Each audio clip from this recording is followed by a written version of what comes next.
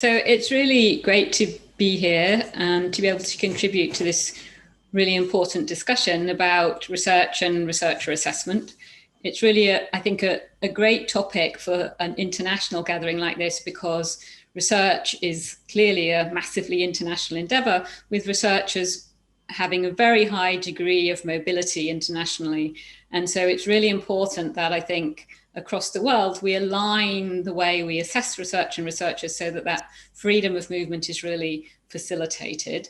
And I think there's also a very wide consensus about what we're trying to achieve in the research and innovation system, and therefore the kinds of things that we should be assessing and valuing. So I'm fairly recently taken over as CEO of UK Research and Innovation, which, for those of you who don't know, is the largest public funder of research and innovation in the UK. It brings together 9 previously existing research funding organisations, 7 disciplinary research councils, Innovate UK, the UK's innovation agency, and Research England, which, in collaboration with similar bodies in the devolved nations, is supporting universities with block grants and also their knowledge exchange activities. So it's a really fantastic opportunity, by bringing all these organizations together, to think about the research and innovation system in a really joined up way. We have reach right across the disciplines, right across the sectors conducting research, and can really think about how to join that up to create a really effective system that works for everybody, and also in which everybody can participate. And it's that inclusive knowledge economy that we're really aiming to try to generate with the research and innovation that we support, and the way that we incentivize that system to work. Now, obviously, as a major spender of taxpayers' money, we're accountable to government, and to deliver the kind of vision that I've just described obviously requires that we work in really close partnership with all of the relevant stakeholders, so in academia and business and in government and also the third sector, but crucially also with wider publics. And of course, as I stressed at the beginning, this has got to be a truly international endeavor. So I kind of see UKRI as one node, a keynote, I hope, in a complex system. And how we operate in that system, I think, it is really crucial to fostering, to stewarding a really healthy research and innovation system. So as I said, a key topic in all of this is the way in which we assess research and researchers. And it's a really important lever we have to build the kind of system we want, because what we assess is what we value. Now, the briefing materials that were provided for this meeting, I think, are really excellent, and they have some really important kind of ideas and summaries about the whole notion of research and researcher assessment. And for example, there's a great list of what we're trying to assess, the outputs of research, for example, of various sorts, applications for funding, and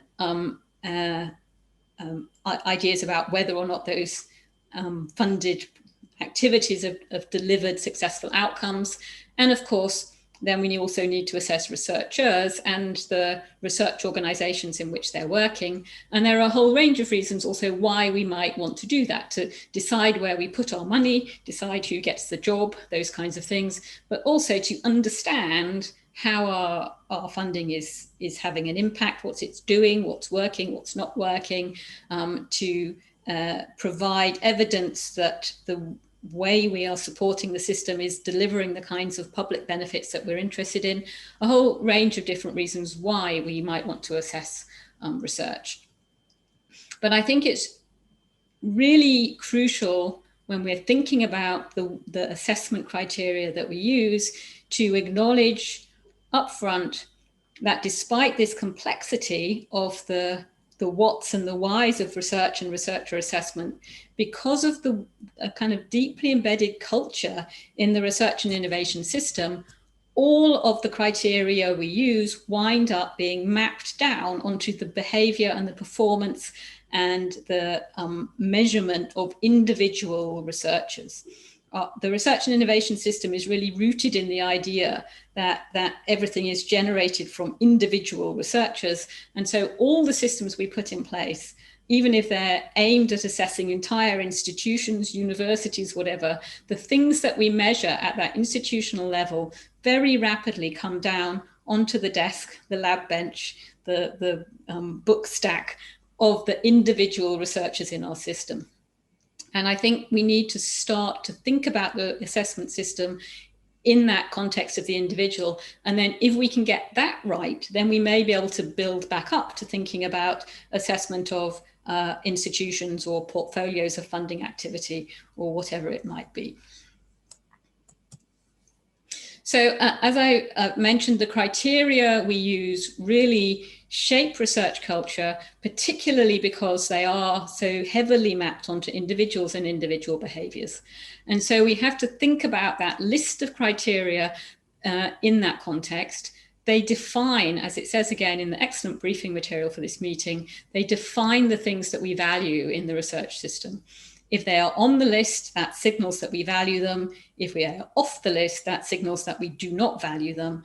And it is therefore absolutely essential that the things that we assess, the criteria that we use, support all the things that we would like the system to deliver. And then there is, as I said, this kind of dichotomy. The system needs to deliver them collectively, but we have to acknowledge that all the criteria will be used to assess individuals. And this I think, creates the fundamental problem in our assessment systems. We have to have a long list of criteria to support and value all the things we want, but not all the criteria apply to all research projects or all researchers, but quite often that is the way that they are used and mapped, and that is creating extraordinary tensions in our system. That one of the things that I think would be excellent to come out of this meeting and this discussion are agreed ways to navigate and to mitigate those tensions. And I think one context in which this is particularly important is that getting these criteria right and the way we apply them right is absolutely crucial for supporting diversity of all kinds in the system, diverse types of projects, diverse types of people, and inclusion, again, diverse types of skills and diverse ways of thinking and coming into the system to contribute to the creative research and innovation system that we need. And a lot of the ways in which we've considered diversity and inclusion really amplify this tension, I think, between needing to have these very clear, transparent criteria and needing to have criteria that are supportive of diversity. So again, from the excellent briefing, high quality research system supports diverse research and researchers. And to achieve that, the argument is that assessment criteria and processes should be inclusive, promote equality and diversity, and therefore support this really creative, dynamic research community that we need. It's terrific. I hope everybody's completely on board with that. It's certainly one of the main values that I work by. But then we've said also assessment processes and criteria should be defined in advance, they should be transparent, and they should be accessible. And that's also a really valuable notion, and I think it's correct. But the way that we tend to roll out that particular requirement is too fine-grained and works against itself, and definitely works against the notion that we need to be able to support diversity in our system.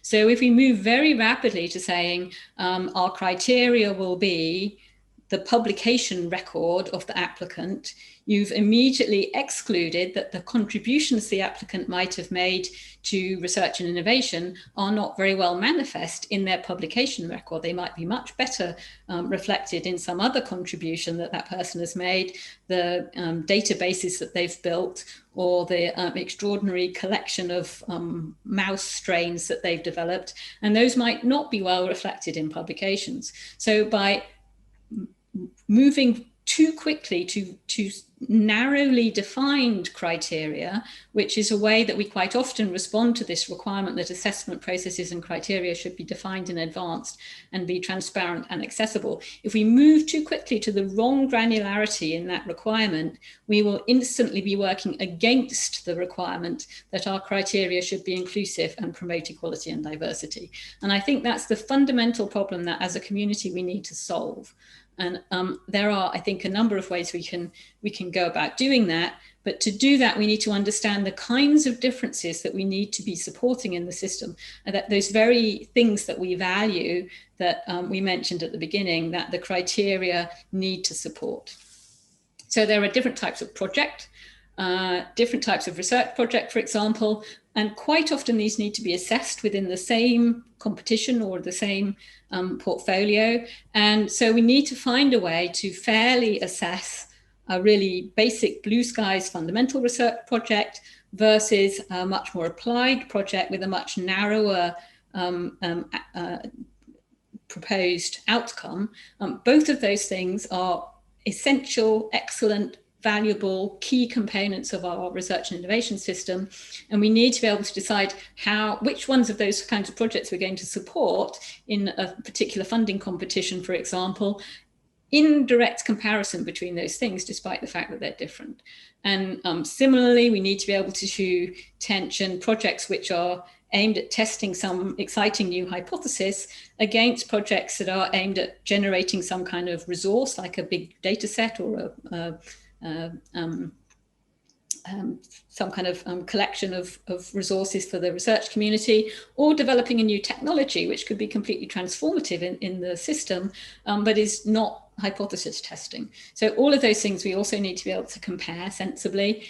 And then we also clearly need to value and support work that establishes the reproducibility and generality of existing results versus work that generates entirely new results.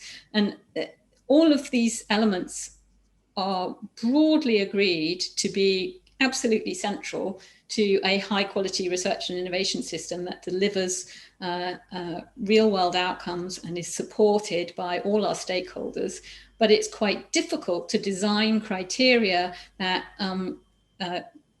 allow one to tension those things against one another in a effective way. We also have different kinds of people, all of whom we want to bring into the system and support.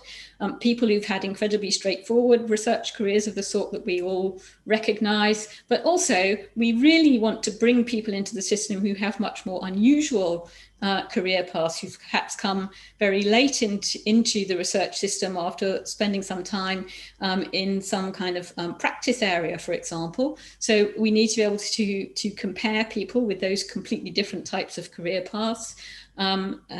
Also, there's a very wide diversity of places in the system where research happens. There is a straightforward academic career path, but there's a huge amount of research going on in industry, in a variety of other organizations, where again, really high quality contributions to research can be being made in a way that is not straightforwardly comparable to the types of output and approach we tend to use for people who have standard academic career paths. And then there's people who've, doggedly pursued a particular topic and made really significant contributions to advancing that area, versus people who've moved around between disciplines. And again, those kinds of CVs are quite hard to compare. And then there are perhaps the more frequently considered diversity criteria that we also have to take into consideration. People who have taken career breaks for caring responsibilities, for example, versus people who haven't. So lots of different kinds of people that we also need to compare. I've already touched on the fact that there are different kinds of outputs from research that we also quite often need to compare sensibly against one another. All of these outputs are crucial, valued components of our system that we need to support in the criteria that we use. And then, of course, beyond people's direct research contributions, the system will fall apart. It will not work unless those actively engaged in research are also contributing much more widely to support the kind of vibrant and creative system that we need, either through teaching or training the next generation of researchers, through wider services to the research community on committees or conference boards, refereeing tasks, obviously crucial. And then engagement with a whole range of really important stakeholders across the system, in business, in the policy world, or of course the wider publics. So we have to value and support these systems in the criteria we use to assess researchers. If researchers are not actively engaged in some portfolio of activities in this wider type, the system will simply not work.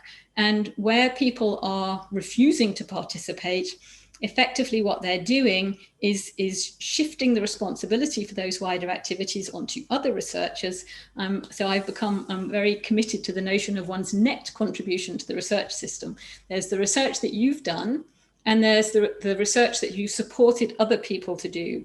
And if you're not contributing widely to the system in these diverse ways, then effectively you are taking away the opportunities other people have to do research by transferring onto them the extra work that you are not doing. So I think we really have to embed this wider range of activities as core functions of researchers that we include in our assessment criteria.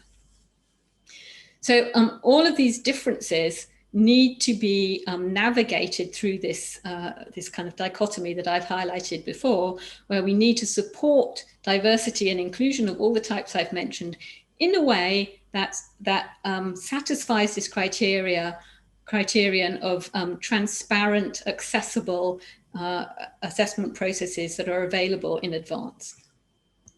So there are, I think, a number of ways to navigate this problem. And one of the things that I'm really interested in discussing more widely at this meeting that I hope will emerge will be innovative solutions to this core problem in the assessment system. One of the things we're really committed to at UKRI is taking forward a much more nuanced way to assess individual researchers, shifting away from the standard academic CV to look at a more narrative model. So the model we're going to use is based on a template called the Résumé for Researchers that was developed by the Royal Society in the UK as part of their research culture project. It is, as I mentioned, a narrative style CV. It's a short format CV that you get 2 pages, and you have to fill out 4 boxes, which are of equal size, and those 4 boxes ask you to document your contributions to knowledge. So this would be maybe the kind of standard type of thing that would could be evidenced by the kinds of publications that people typically use, but you could evidence your contributions to knowledge through a much wider range of options than just listing your publications. All of those other outputs that I've mentioned before could absolutely fit into that box. A box about supporting people, so your teaching and training and mentoring activities.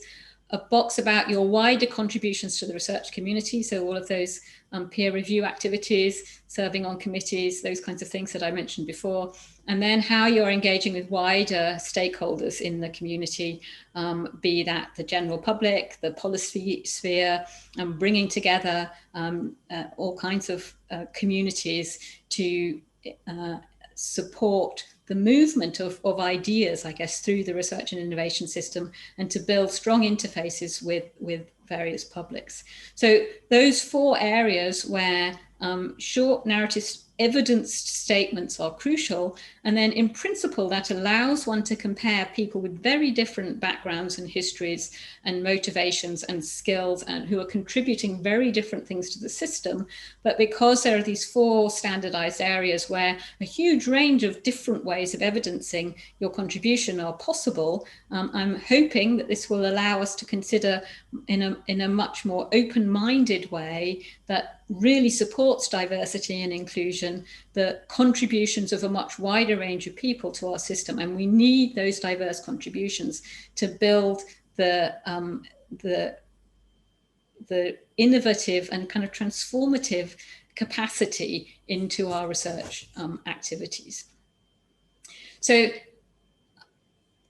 that works, I think, reasonably well, at least to start with, as a way to navigate this problem of needing to compare very different sorts of people by kind of chunking the key activities of researchers into those 4 areas and allowing multiple different ways to evidence those things. I think that this challenge is harder to address in the context of funding a whole range of different sorts of project. So creating research assessment systems and building criteria set that allow people like me, as someone with a responsibility for a whole research funding system with a range of different grant funding programs, for example, to build a portfolio of activity that really covers the range of different things that we need to be doing, from that really fundamental blue skies, unfettered projects, right through to things much higher along the translational pathway that are very targeted at delivering specific outcomes in a more industrial context, for example, or building new technologies or assembling big resources. All of those things we have to fund in our portfolio because all of them are absolutely necessary. And quite often we're going to be needing to compare those types of projects directly against one another. So the basic applied data sets, hypothesis testing, all of those things we need to have in the system. They are all important. They are not sufficiently distinct to allow them always just to be assessed in completely independent programs. They overlap. And anyhow, as I said, to build that portfolio, it's quite useful to be able to assess them together, to ask whether we really have created that kind of portfolio. But for example, within a subject area, if we have a grants panel that's focused on a particular area of biology or engineering or whatever it is, to have that portfolio within the area is really important.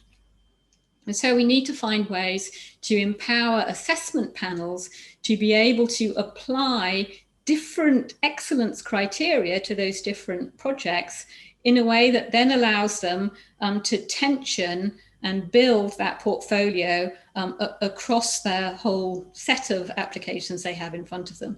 And I think that's a more challenging task that has got to rely on making it very clear that we're not asking every single proposal to deliver on all the kinds of excellence criteria we're interested in, but we need to apply the appropriate criteria to the appropriate proposals. And then we need to find a way to rank those against one another to build the kind of balanced overall portfolio that we need.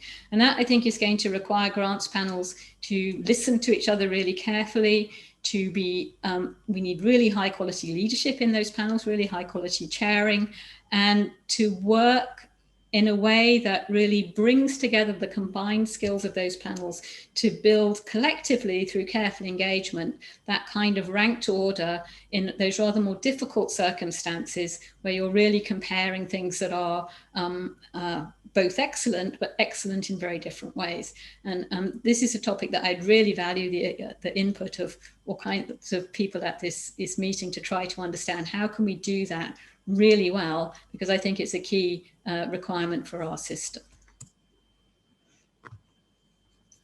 So what I hope I've covered then is the importance of balancing these two criteria in intelligent ways, so that we're not overly narrow on the criteria and are able to support those diversity inclusion elements that are so crucial to our system. And I think it's through that approach, if we can really get those high quality approaches in at the ground level for individual people and individual projects, from there we will be able to rebuild back up to using, for example, the kinds of metrics that are much easier to capture and identify to assess these much broader portfolios at institutional level, for example. But the way our system is currently wired, because those institutional level things get instantly mapped down onto individuals, even using those at an institutional level has become problematic. So we have to redesign our assessment system from the bottom up to allow us to deliver more effectively some of these institutional level comparisons. So as I've said all the way through, I think that's the challenge that faces us as a research community. I think we're up to it because we're very innovative people. And I'm really delighted that this meeting is going to allow us to address and discuss some of these key challenges that we're facing. And I look forward to a really productive discussion. Thank you very much. From the UK, although I think it's now good afternoon in most of Europe. Welcome to this session at the Global Research Council on Responsible Research Assessment. I'm absolutely delighted to be chairing this session and welcoming Dame Ottoline Leyser, who is the Chief Executive of UKRI. I'm David Sweeney. I'm the Executive Chair of one of the councils in UKRI and have been very active for some time on research assessment generally and on open science and how that feeds in to research assessment. But with us today, we've got Dame Ottoline. I'm just going to refer to you as Ottoline, I'm afraid, and dump the Dame because we are scientists together here, who is fairly new in the job as Chief Executive of UKRI. And I think in some ways has had a baptism of fire, but fire that she can well cope with, both in terms of COVID, but particular government interest in the UK on further investment in research and development, alongside that interest being a desire to really give us many tough questions about where research and development is going in the UK, and that's, I think, occupied a lot of Ottoline's time. Previously, Ottoline was the director of the Sainsbury Laboratory at the University of Cambridge and professor of plant development, but she's got a long-standing, I was going to say interest in inclusiveness, engagement and research culture, but actually a bit stronger than interest. She's chaired the Nuffield Council on Bioethics, and she's made it perfectly clear in her arrival that issues with research culture are a top priority for UKRI and broader discussion. So welcome, Ottoline. Thank you. We've got a series of questions, but actually we'd welcome many more questions and the team are picking them up. I'm going to pose one of the, as the first question, something which was provided earlier, but please do contribute now.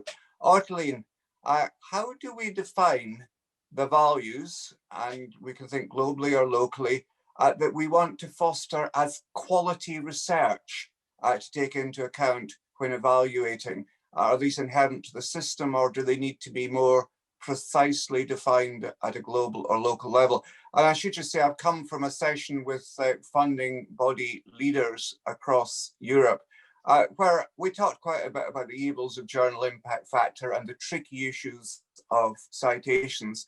But I'm interested in a broader look at what quality is from you, Ottoline. Absolutely. I think it's a key question. And in the presentation I gave ahead of this session, one of the things that I think I tried to emphasize, which is really interesting from the point of view of quality, is that what we do as funders, for example, in the context of defining quality, even if we're talking about the quality of the research in the system as a whole, very rapidly is mapped down onto individuals. And I think that thinking about that spectrum of the level of organization at which you are defining quality is therefore really key. Because what does this mean? Overall, I think a high quality research system is fundamentally about diversity, with maybe a small d, in that that system needs to be doing multiple different things. So research moves forward in very interesting ways. There are the kind of Kuhnian breakthroughs that come from interesting and different ways of thinking, and we need systems that support that. Those are absolutely vital. But we also need all the work that goes into providing the kind of the ingredients really for those kinds of breakthroughs, and all of the work after those kinds of breakthroughs that reframes the system and builds the wall of knowledge, I suppose, with solid cement and all of those kinds of things. So there's a whole variety of different activities within the research system you need to deliver that really high quality system. And I think we have had a tendency to try to define quality in unitary ways that are globally applicable, and that is exactly impossible to do, precisely because quality emerges from a system that has all of those multiple different things going on. And that's fundamentally, I think, the kind of paradox, or the problem we have to solve as assessors of research quality. It is not the case that any one bit of research has some inherent quality that you can capture in the context of that one bit of research, in the absence of thinking about where it fits into the much broader system. And I think what we need to fix is systems that allow us to use multiple ways of assessing quality to build that overall portfolio that covers all the things that need to be covered, and that brings into the system people who are delivering individually into parts of that quality framework, but not having to deliver all of that quality framework each individually. It's a complex problem to solve, but it is definitely soluble if one thinks about it in that context of requiring the support for multiple different types of quality. Thanks. I'd pick out two things that we've got to do as funders. One, clearly, is accountability to government, in our case, for the expenditure of public funds. But the other thing we want to do is attract lots of absolutely brilliant proposals, because we can't work unless we get them. Can you say a word about how you think we articulate, how we spell out the kind of balanced portfolio that we want, that will meet those aspirations? And I'm thinking a bit around portfolios, not just of projects, but also of the people that we engage with, people and organizations. Yes, so I think at some level, the way we've been going about it generally is almost exactly the opposite of the direction in which we need to go, in that we've been trying our best, I think for very good reasons, to define criteria of excellence or quality or whatever it is that one can use universally for everything. And so you're winding up competing proposals, people, institutions against one another for limited funds on a narrow set of very specific criteria. And so all you wind up with is a homogenization effect. We need to provide a diverse set of criteria, all of which are explicit and transparent, and we know what they are. And then institutions and individuals and grant funding committees and all of these things can choose which of those criteria they're going to try to meet and excel at. And then the systems that are selecting where to put the money have explicitly to think about whether they've covered all the bases in the money that they've given out. Not that every single person, every single grant is doing the same thing, but precisely every single grant is doing something different to the point that you wind up with the whole system delivering against what you need. So you've got people who are, really thinking about innovation and translational research in a really high quality way, and that in this particular sector in the economy, you need to do that differently from in this sector in the economy. All of that work needs the kind of fundamental discovery research that needs to be supported, but there are different ways and different types of institutions in which you can do that well. We really have to embrace difference. And I think in our effort almost to make things fair, we have tended to crush difference, and that's the cycle we have to break out of. Yes, I'm tempted to dwell on that issue of fairness, which I think is quite a complex one, but perhaps we can come back to it. In the way I've phrased these questions, it's obvious that I've largely worked in the public sector, which I'm proud of, but nevertheless narrows one's perspective. We do a lot of work jointly with various kinds of private funders, most notably in the UK, the charities, but who are a sort of mix of private and public, I think. But also we want to, and it's part of our government strategy, to encourage business and also donors to invest in research. Can you say a little bit about how we view the relationship between private and public funders, but particularly on how we work together to strengthen the research base and assess it responsibly. Absolutely. I think that's actually a really interesting question, because most of those private funders, whether they're charities or companies or whatever, have quite clear remits. If they're charities, they have very clear charitable objectives, which they can use to shape the way in which they fund and deliver into the system. Whereas as a public funder, and particularly UKRI, which is this very integrated public funder that covers all the disciplines, spans the university and the innovation space, as well as some research institutes. So we've got this huge breadth. And our job really is to think about the health of the whole system.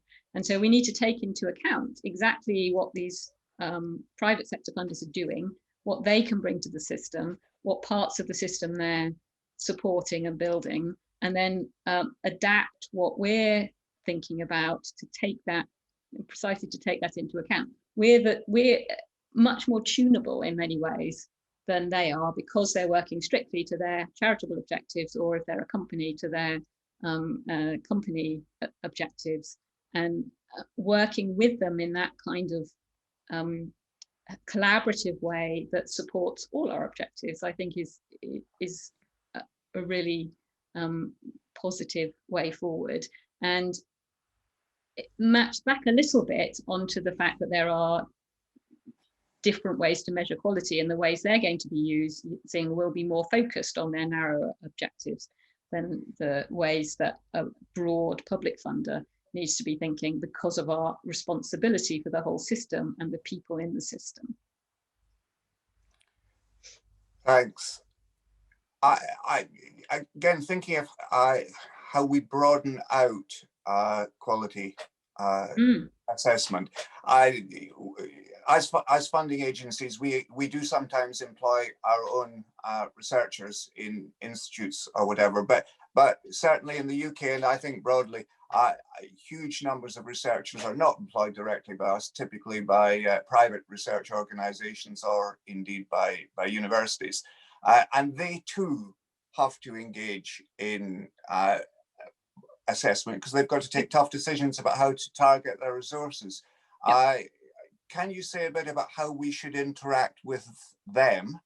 And I've got a second part of the question, but I think, first of all, just about the relationship between funders and other research organizations. Yes, so again, I think it's complex in that, as you say, all of those organizations will have their own objectives. On the other hand, funders, particularly of the scale that UKRI operates, have extraordinary convening power and ability to set incentives because of the way that we fund, because we are a major component of the income for those organizations. And so I think we have to be very conscious of the fact that the way we allocate our funding drives behaviors in an extraordinary way, so which gives us both great power but also great responsibility. And I think understanding how what we do shapes the system is crucial, and that involves deep engagement and collaboration with those organizations to understand how they work and how what our policies will impact on how they do their business. And that relationship is not straightforward. I think, well, you and I have talked quite a lot about the Research Excellence Framework, which is a major element in the UK system that provides block grant funding to our universities. And the rules associated with that allocation have been thought out, in my view, really quite carefully.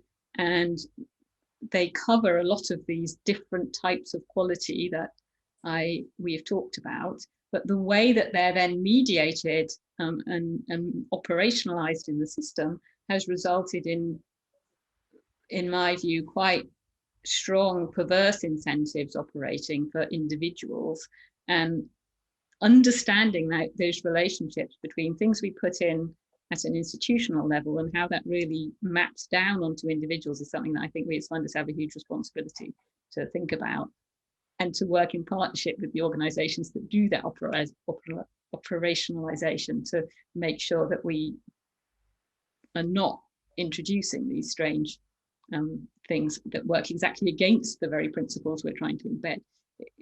It's a systems problem, as many of these problems are. And indeed, in the way the question which I'm putting to you, but I'm feeding in from the participants, the way it was put was, perhaps we just spend too much time and money in assessing the organizations themselves, which is what the REF does, but also more generally, people will evaluate their own institutes. It's not all about universities. But is the cost and effort worthwhile? You've talked about essentially using assessment as an instrument to encourage beneficial change. Do you think the system justifies that level of investment? I've obviously got one answer to this, but the question's for you. So there's a huge debate around this UK Research Excellence Framework and whether the amount of work it is proportionate. The key element about the REF is it's part of the dual support system where block grant allocation, which is awarded via the REF, is kind of balanced against project-based direct funding for particular research. And it's really an acknowledged strength of the system that there is this dual support mechanism, that universities receive really flexible funding to use in whatever way best fits their strategy, as we talked about. Hopefully supporting diversity in the system gives them some flexibility and some stability. And so I think that dual support is key. So then you need a way to decide how to allocate this block grant funding. And that mechanism, I think, is fundamentally an institutional level mechanism. I think the question then becomes, how do you do that in an effective and efficient way? And as you yourself have pointed out, David, in terms of the resource and the amount of money being put in, it's actually much cheaper than the effort we put into the individual project grants. But nonetheless, it looks like a huge amount of work and effort, partly because of the way universities deliver it, but also partly because it's a cyclical exercise that consumes a huge amount of attention and energy in universities in its run-up. Is that proportionate? Is that a good idea? I think one of the things that I find interesting about this debate is it instantly splits into two camps, one of which say we should do it just by metrics. But we all know the difficulties associated with some of the simple, easy to measure metrics. And the other of which says we should do it not at all by metrics, in a much more qualitative way. And there are lots of people who don't like that because it's too qualitative. And so we wind up with a system that combines those things, which is usually acknowledged to be the most effective mechanism, a combination of kind of peer review and qualitative assessment with some kind of more metric driven thing. But it's still quite intensive because of the need to try and create this fairness or parity across a system that is incredibly diverse. So I think there are details of the way that it operates that makes it more labor intensive than it needs to be. If we were just a little bit, we trusted ourselves, I guess, just a little bit more to deal with that diversity effectively, which comes back, I guess, to my answer to the very first question. We have to get better as a community with being comfortable dealing with diversity and comparing apples and oranges in a way that we are able to make decisions. At the moment, we're arguing you can't compare apples and oranges, and I think you can. Some people like apples and some people like oranges. That's fine. Yes, there was a flip Twitter comment that about research assessment basically said that counting apples didn't make better apples, to which I didn't respond, but my response would have been, but counting and grading apples might lead to better apples. But anyway, the next question is one, and it may be from the same source. It's a question asked from participants, which was asked of me last week, and I couldn't produce any good answers. So I'm looking for your wisdom, your wisdom here. What can research funders do, if anything, about the negative? And this is not a neutrally faced question. The negative homogenizing effects of the world university rankings on the research system. Yes, well, this is actually a really interesting question, because I agree the world university rankings are exactly in this category where a relatively small number of metrics are being used to compare all kinds of very different institutions, produce a unified ranking which students actually use, which I find extraordinary, and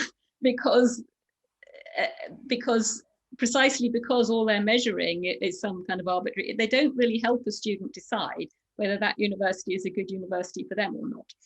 And so I suppose my response to that would be, firstly, funders should themselves not behave in that way. We shouldn't be making those kinds of rankings, and the ref very rapidly turns into some kind of ranking nonsense, which is it's not the ref's fault. But again, I think we can help people use the data that come out of our assessment systems in a much more nuanced way. And if we were able to build systems that supported portfolios, entire fruit bowls, apples, oranges, and bananas, then we might be able to change the culture in the system so that people didn't ask, where is this in the ranking? And did ask, how does this match my needs and requirements as a student, as a collaborating industrial partner, as whatever it is. We need to provide the stakeholders with whom those rankings are supposed to serve with much better service, and we need the stakeholders to demand that much better service. And that's another one of those cycles that I think we need to drive in a virtuous way, which at the moment is being driven in the wrong way. So what should we do as funders? We should start to provide that much more nuanced information in an easily accessible form as the standard way that we output information, rather than merrily trying to reduce everything to a number, and only a number which is then sucked up by the machine that drives the rankings.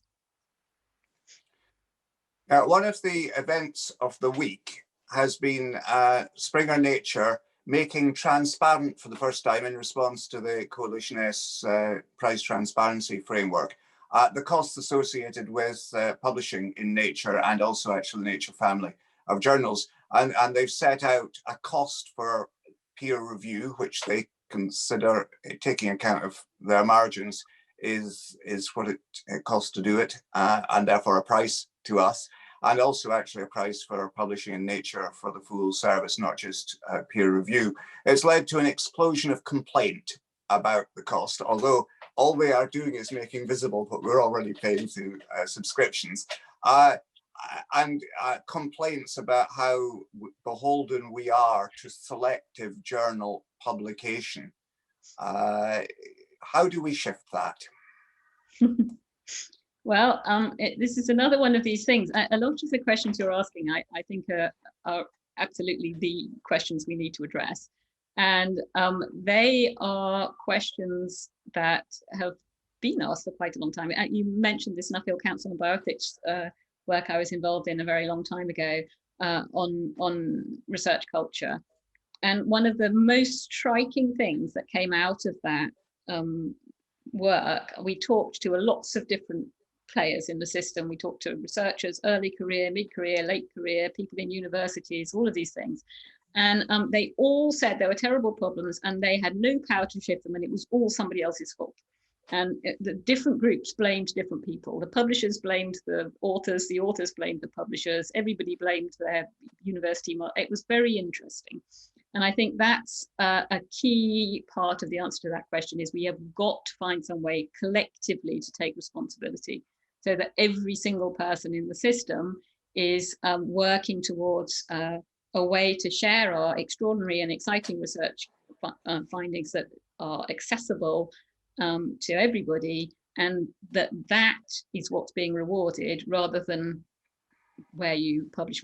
We shouldn't be giving responsibility for picking the fancy stuff to somebody else in quite such a devolved way as we currently do. We have to take some responsibility for the fact that nature has the power it has.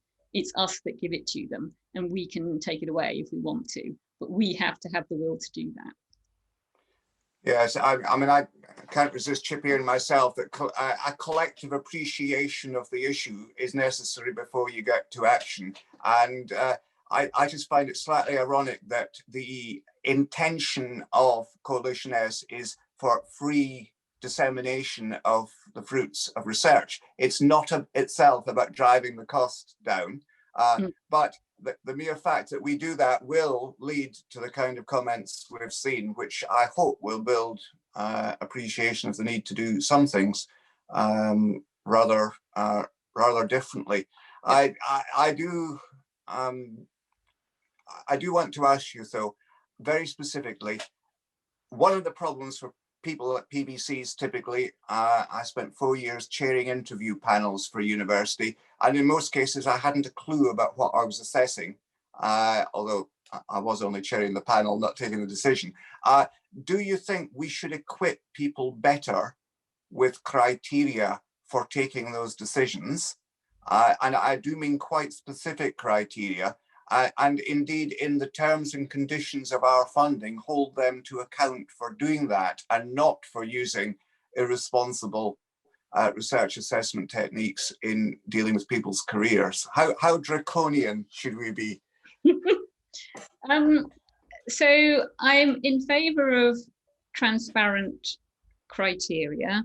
I think it's very difficult to come up with explicit criteria for judging things as diverse and innovative as the research and innovation system that we're trying to judge.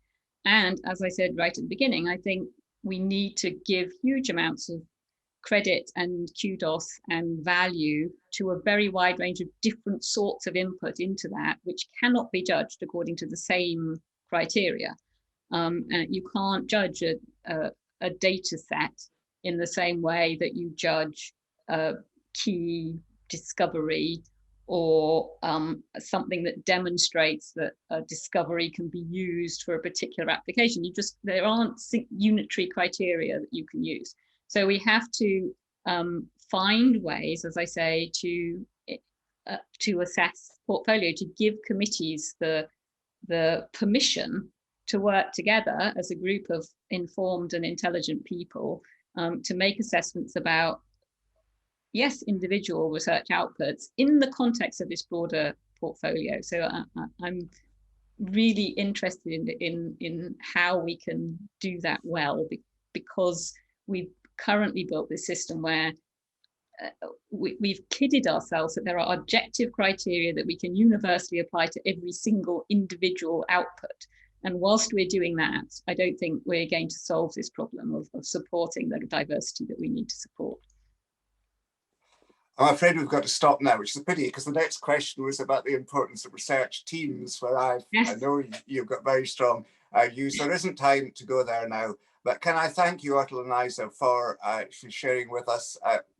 To be honest, I've enjoyed this quite a lot, but we do have these discussions.